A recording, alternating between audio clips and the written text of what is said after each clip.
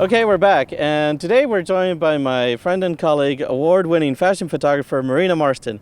Now, we brought you here today because we got a question that I guess every photographer's come across. You walk into a camera store and they tell you you need to buy the most expensive UV filter because you've bought an expensive lens.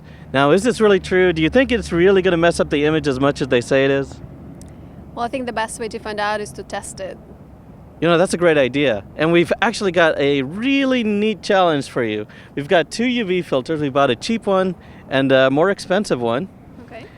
And to make things even more interesting, we're not going to let you use a lens shade. I actually don't use the lens shade at all. The two filters that Marina will be shooting with is one uncoated and one multi-coated. The uncoated is a Tiffen UV protector, and the multi-coated is the Tiffen Digital HT Ultra Clear. Okay, so here we are ready for the first challenge. So Marina, to get started, I'd like to introduce you to Mary, your beautiful model today. Hi. Hello. And your first challenge is going to be using the cheap filter. Okay. You ready? Yes. All right, let's get started.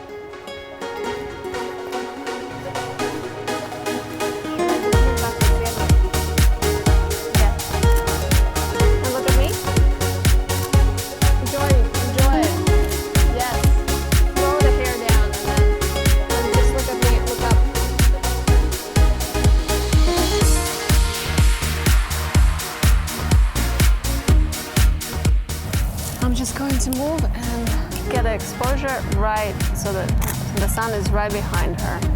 I am exposing for her skin and for her eyes, skin tone.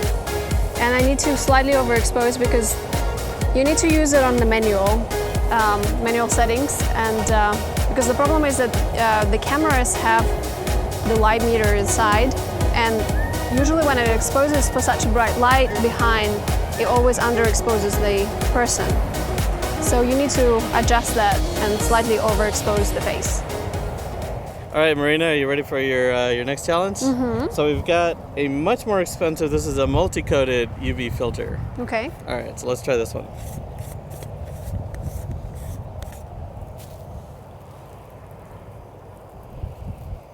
And we did the switch. All right. All right, good luck. Thank you. All right, let's see what we can get with this.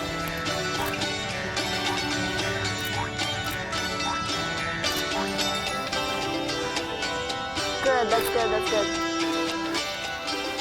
That's beautiful, yes, beautiful color. Rubber rooms and taking funny pills, filling up on notes and dollar bills. It's the price you pay for feeling okay.